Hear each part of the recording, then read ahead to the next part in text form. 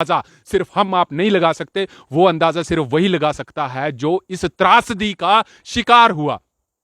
नेताओं की बयानबाजी चलती है, कांग्रेस भाजपा पे आरोप लगाएगी, भाजपा कांग्रेस के और आरोप और प्रत्यारोप लगेंगे, परंतु इसी के बीच में पिसेगा एक आम आदमी जिसने ये अपना दुख और दर्द सहा।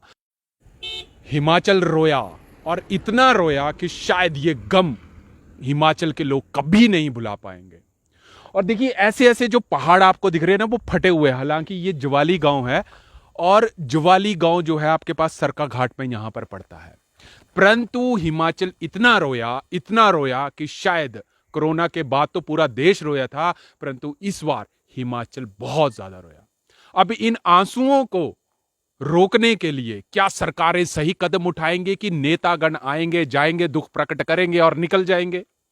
यह प्रश्न जो है आज शायद हिमाचल की जनता नेताओं से पूछना चाहती है, चाहे सत्ता पक्ष हो चाहे विपक्ष हो।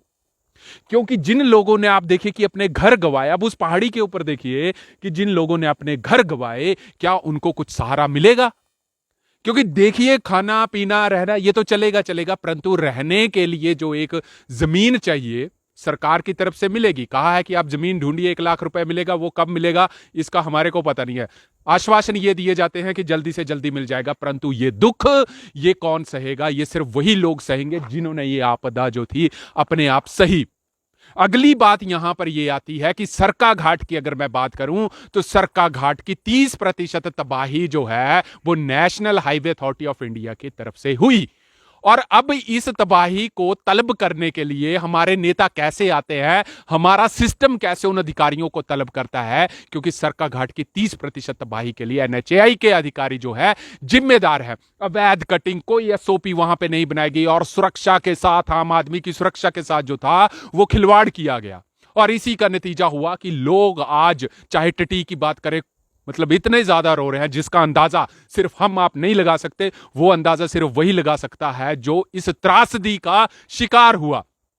नेताओं की बयानबाजी चलती है, कांग्रेस भाजपा पे आरोप लगाएगी, भाजपा कांग्रेस के और आरोप और प्रत्यारोप लगेंगे, परंतु इसी के बीच में पिसेगा एक आम आदमी जिसने ये अपना दुख और दर्द सहा। परंतु अगली चीज मैं आपको यहां पे बता दूं, जहां पे एनएच के लोग अधिकारी ये कहते हैं कि 400 करोड़ का नुकसान हुआ, वहीं पे इंडियन मेट्रोलॉजिकल डिपार्टमेंट के लोग अधिकारी कहते हैं कि सिर्फ हिमाचल में जो जियोलॉजिकल सर्वे था और माउंटेन इंजीनियरिंग का जो कंसेप्ट था वो कहीं ना कहीं बाईपास हुआ, जिसकी वजह से भी नुकसान जो था वो हुआ। बारिश हुई, मानते हम बारिश हुई, परंतु एक चीज अब सरकारों को भी यह देखना था कि देखिए हिमाचल प्रदेश के आय के स्रोत अगर आप हाइड्रा प्रोजेक्ट्स, सीमेंट प्लांट्स और सिर्फ इन्हीं के ऊपर रखेंगे तो हिमाचल इस तबाही के लिए हमेशा ही तैयार रहेगा। हिमाचल में आय के स्रोत करेंगे ताकि हमारे पहाड़ों से, हमारी प्राकृतिक संपदा से जो है वो नुकसान ना हो।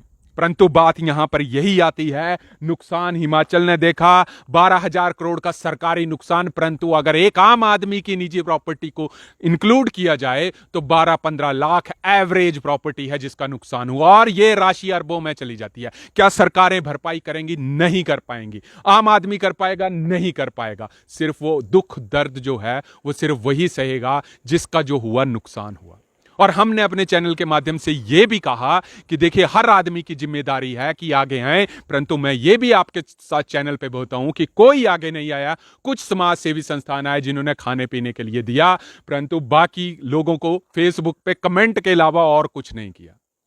और आज यहां पर यह चीज जो है, हालांकि एक चीज मैं बताऊं कि जियोलॉजिकल सर्वे ने यह बताया कि हिमाचल में पिछले साल 20,000 साइटें ऐसी थी जिसको तुरंत रूप से जो था वो उसको डिसमेंटल करना था, परंतु वो भी चीज नहीं हुई।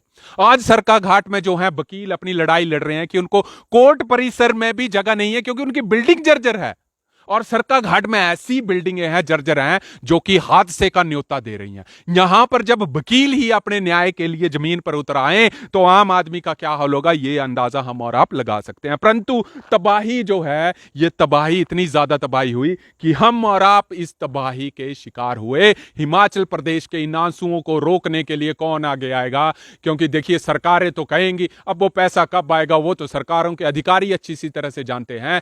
परंतु एक हिमाचल को बात याद रखनी चाहिए कि हिमाचल के जो पहाड़ हैं वो चीरने के लिए नहीं है, वो जियोलॉजिकल सर्वे ऑफ इंडिया के अनुसार यहां पर चीजें अकाउंटेबिलिटी होनी चाहिए। अब यहां पर देखिए, मैं एक चीज बताऊं कि यहां पर ये सड़क है, अब ये सड़क पटड़ी घाट को जाती है और वहां पर देखिए कि वहां पर पत्थर जो है वो गिरने के लिए तैयार हैं। अब ये पत्थर गिरेंगे, दोबारा बारिश होगी, गिरेंगे, नीचे होगा, ये नीचे की तरफ जाएंगे और लोगों का नुकसान होगा। तो क्या हमारा सरकारी प्रशासन, क्या हमारा महकमा ये नीचे वाले गांव को भी कभी अलर्ट करेगा? क्योंकि अगर आप तलवार वाली तरफ चली जाइए, आप लेदा वाली तरफ चली जाइए, वहां पर ऐसी ऐसी बड़ी बड़ी चट्टानें मिलेंगी जो आपको हादसे का न्योता दे रही होंगी।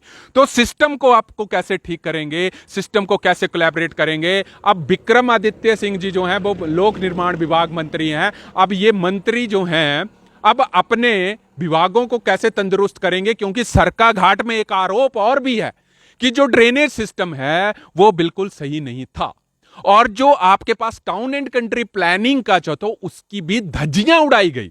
चाहे वो सरकारें सत्ता पक्ष की थी, चाहे वो विपक्ष की थी, परंतु धज्जियां उड़ी।